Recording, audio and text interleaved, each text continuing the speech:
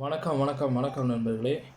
குன்னூர் பேருந்து விபத்து பார்த்தீங்கன்னா, கிட்டத்தட்ட 9 பேர் உயிரிழந்திருக்கிறாங்க. 42 பேர் காயமடைந்திருக்கிறாங்க. நம்ம சேனலை மட்டும் சப்ஸ்கிரைப் பண்ணி பெல் ஐக்கானை கிளிக் பண்ணி வச்சுக்கோங்க. வாங்க தகவலின் நின்றதை பார்க்கலாம். நீலகிரி மாவட்டம் குன்னூரில் நேற்று 30/9/2023 சுற்றுலா பேருந்து விபத்துக்குள்ளானதால் 9 பேர் உயிரிழந்திருக்கிறாங்க. மேலும் 42 பேர் காயமடைஞ்சிருக்கிறாங்க. தென்காசி மாவட்டம் கடையம், ஆழ்வார்குறிச்சி சுற்றுவட்டார பகுதிகளைச் சேர்ந்த 50க்கும் மேற்பட்டோர் விடுமுறை தினத்தையொட்டி பேருந்தில் உதகைக்கு சுற்றுலா சென்றனர். அங்கு தங்களது பயணத்தை முடித்துக்கொண்டு மருதமலை செல்வதற்காக நேற்று குன்னூர் வழியாக பேருந்தில் சென்று கொண்டிருந்தனர்.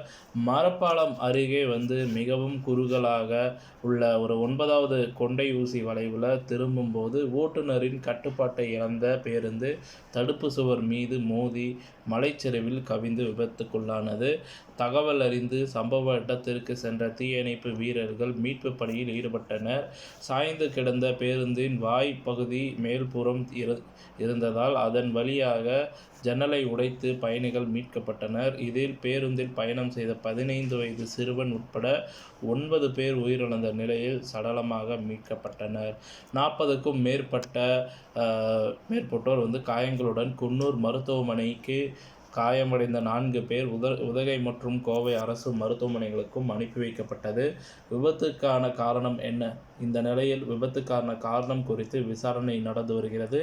விபத்தை நேரில் பார்த்தவர்கள் கூறியது குன்னூரிலிருந்து காட்டேரி பகுதிக்கு வரும்போது பேருந்தை இயக்கி வந்த ஓட்டுநரிடமிருந்து மற்றொரு ஓட்டுநர் பேருந்தை இயக்குவதாக கூறியதாகவும், அதற்கு ஓட்டுநர் மற்றும் பயணிகள் வேண்டாம் என மறுப்பு தெரிவித்த நிலையில் வலுக்கட்டாயமாக பேருந்தை இயக்கியதாகவும் கூறப்படுகிறது. அப்போது ஓட்டுநர் பேருந்தை வேகமாக இயக்கியதில் 9வது கொண்டை ஊசி வளைவில் 50 அடி பள்ளத்தில் பேருந்தில் கவிழ்ந்து விபத்துக்குள்ளானதாக நேரில் பார்த்தவர்கள் தெரிவித்துள்ளனர். விபத்து குறித்து காவல்துறையினர் வழக்கு பதிவு செய்து விசாரணை நடத்தி வருகின்றனர். விபத்தில்